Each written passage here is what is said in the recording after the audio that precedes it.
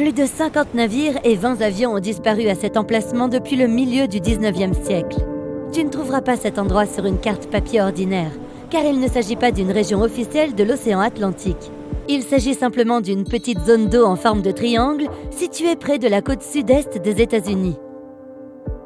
Au XXe siècle, cet endroit est devenu une légende.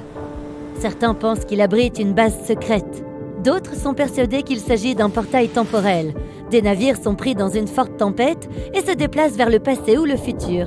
Il existe également une théorie selon laquelle la cité de l'Atlantide se trouverait juste sous le triangle des Bermudes. Ces technologies créent des rafales d'énergie et détruisent les navires. Même les avions ont un risque de disparaître dans cette zone. Tout cela est allé si loin que si quelque chose d'étrange se produit dans l'océan, tout le monde pense que c'est lié d'une manière ou d'une autre au triangle des Bermudes. La peur du triangle est devenue populaire grâce aux livres et aux films. Les réalisateurs, les écrivains et les journalistes aiment exploiter ce sujet. Mais dans leurs œuvres, on ne voit que quelques réponses correctes. Tu peux trouver toi-même la vérité sur cet endroit si tu regardes bien. Mais d'abord, réfutons les théories les plus faibles. Objets spatiaux, Atlantide, voyage dans le temps, tous ces mythes sont apparus au milieu du XXe siècle. Avant cette époque, il n'y avait aucune trace de phénomène mystérieux. Les gens ont juste noté que beaucoup de bateaux coulaient ici. Mais ensuite, un auteur a écrit un livre sur l'Atlantide qui reposait dans les eaux du triangle. L'auteur n'a fourni aucune preuve, mais il a décrit cette hypothèse de manière très convaincante. Les gens l'ont lu et l'ont bien aimé. La psyché humaine aime lire quelque chose de secret. Lorsque tu apprends quelque chose que personne ne connaît, tu te sens spécial. Et bien sûr, tu commences à croire en ce secret. C'est donc une des raisons pour lesquelles le livre sur le triangle des Bermudes est devenu si populaire. Il a rapporté beaucoup d'argent à l'auteur, et d'autres personnes ont également voulu s'enrichir de la même manière. D'autres théories fantastiques sur le voyage dans le temps et des bases secrètes sont apparues depuis. Après cela, les gens ont commencé à réaliser des documentaires. Tous ces ouvrages consacrés à la nature mystique du triangle étaient basés non pas sur des faits réels, mais sur des théories tirées d'autres livres. Il est impossible de trouver la vérité dans ce chaos. Certaines personnes aiment connaître des secrets, même s'ils sont faux. Mais tu peux toujours trouver la vérité si tu le souhaites vraiment. Il suffit de prendre n'importe quel mythe et d'essayer de trouver des sources qui prouvent sa réalité. Le plus souvent, tu trouveras uniquement des livres et des films qui ne sont pas scientifiques. Il existe aussi des choses plus réalistes sur le triangle, mais elles n'en sont pas moins intéressantes. Selon une hypothèse, les navires disparaissent à cet endroit à cause du méthane. Des gisements de ce gaz se trouvent sous les fonds marins de cette région. Parfois, ils s'en échappent et remontent à la surface. Dès que le méthane entre en contact avec l'eau, il prend la forme de bulles géantes. Ces bulles font alors mousser l'eau et créent de grosses vagues qui font chavirer les navires. Cette théorie est bien réelle, et ce phénomène naturel existe. Mais pas dans le triangle des Bermudes. Aucune des nombreuses études n'a confirmé la présence d'une concentration élevée de ce gaz à cet endroit. La dernière éruption de méthane s'est produite ici il y a environ 15 000 ans. Une autre théorie crédible est celle des vagues scélérates. Elles se forment sans tempête ni vent. La surface de l'eau paisible peut se transformer en une grosse vague de la hauteur d'un immeuble de 5 étages en 3 secondes. Elle coule un navire, puis disparaît rapidement. La mer est à nouveau calme, comme s'il n'y avait pas eu de vague du tout. Certains scientifiques pensent que ce phénomène est dû à un courant marin de surface qui se heurte à un fort vent contraire. Mais il y a des cas enregistrés qui ne comportaient aucun vent. Une autre version affirme que la vague naît grâce à la collision de courants chauds et froids. Mais la théorie la plus passionnante parle de vampirisme cinétique, qui forme les vagues. Dans certaines conditions naturelles, les vagues acquièrent la capacité d'échanger de l'énergie cinétique. Et parmi toutes les vagues, il y aura la plus grande, la vague vampire. Elle absorbe l'énergie de toutes les autres. Quand l'énergie est accumulée, la vague vampire l'éjecte. Cela explique la force de l'impact et sa disparition soudaine. Toutes les théories semblent logiques, mais les scientifiques n'arrivent toujours pas à comprendre la nature de ce phénomène. Oui, les vagues scélérates peuvent emporter des navires sous l'eau, mais pas seulement dans le triangle des Bermudes. Elles apparaissent rarement dans toutes les eaux des océans du monde. Alors, passons à la théorie suivante. Certains de ceux qui ont navigué dans cet endroit ont signalé que leurs appareils de navigation étaient devenus instables.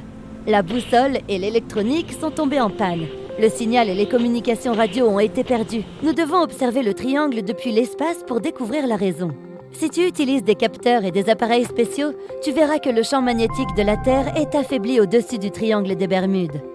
Ce champ est un bouclier qui nous protège des radiations solaires. Les astronautes de l'ISS ont déclaré que le triangle reçoit plus de particules du Soleil que tout autre endroit de la planète. Par conséquent, l'électronique est instable dans cette zone.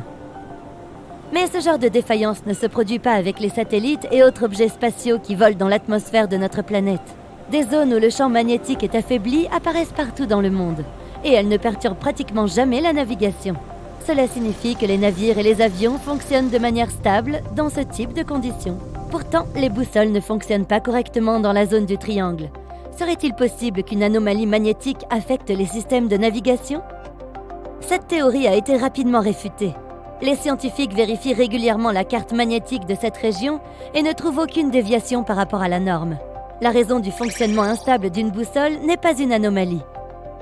Le triangle des Bermudes est l'un des rares endroits de la planète où le vrai pôle Nord et le pôle magnétique coïncident. Le vrai Nord est le pôle Nord géographique. Le pôle magnétique se déplace constamment autour du globe, directement vers le Nord. Parfois, ces pôles entrent en collision et provoquent un phénomène appelé ligne agonique.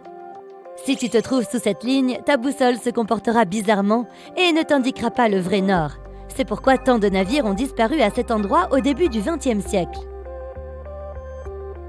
Ils ne disposaient pas des technologies modernes de navigation. Et le mauvais fonctionnement de la boussole aurait pu avoir des conséquences désastreuses. Imagine que tu es le capitaine d'un navire, disons en 1901. Ta boussole guide ta route. Tu sais que tu dois toujours naviguer vers le nord pour atteindre la terre ferme. Puis tu arrives dans le triangle des Bermudes. Tu regardes la boussole et tu remarques que la position de la flèche a légèrement changé. Tu dois maintenant te déplacer dans une autre direction. Cette direction est la mauvaise, mais tu ne le sais pas encore. Tu prends le mauvais chemin et tu te retrouves dans la région des Caraïbes. Cette région est pleine de petites îles et les fonds marins ne sont pas profonds ici. Ton bateau se retrouve sur un haut fond. Tu es coincé et tu n'as aucune idée où tu es. C'est comme ça que certains navires ont disparu dans cette région. Mais si tu avais un GPS, tu n'aurais pas perdu ta route et tu aurais navigué en toute sécurité jusqu'à la terre ferme. D'ailleurs, aujourd'hui, au XXIe siècle, tu peux utiliser une boussole ici sans problème, puisque le pôle Nord magnétique ne rencontre plus le vrai pôle Nord sur le territoire du triangle des Bermudes. Les lignes agoniques sont actuellement ailleurs. Pourtant, pour une raison quelconque, des navires se perdent ici. Et maintenant, nous arrivons à la solution la plus inattendue au problème du triangle des Bermudes. Oui, les bateaux disparaissent parfois dans cette région, et la raison en est... l'eau. L'océan, la nature, appelle ça comme tu veux. Malheureusement, les bateaux coulent partout dans le monde. N'aie pas peur d'un seul triangle. Il y a des endroits sur tout le territoire de l'océan Atlantique où plus de bateaux disparaissent. Et le triangle des Bermudes ne figure même pas dans le top 10 de ces endroits. Mais pourquoi personne ne les connaît? C'est parce que les gens ont écrit des contes de fées sur un endroit particulier. L'une des routes maritimes les plus populaires de l'Atlantique passe par le triangle des Bermudes. Peux-tu deviner où se produisent statistiquement la plupart des naufrages? Dans un endroit où il y a beaucoup de voiliers, c'est-à-dire dans cette région. La seule affirmation vraie concernant le triangle des Bermudes est la fréquence des tempêtes. Mais même le mauvais temps et une mer déchaînée ne coulent pas toujours les navires. De plus, des ouragans se forment souvent sur le territoire du triangle. La région des Bermudes présente une pression atmosphérique élevée. Cette pression détourne les nuages de tempête vers le triangle. Les vents violents et les grosses vagues peuvent couler les navires et les éclairs peuvent endommager les avions. Mais ce n'est pas un fait isolé. Donc, ne tiens pas le triangle responsable de tous les problèmes.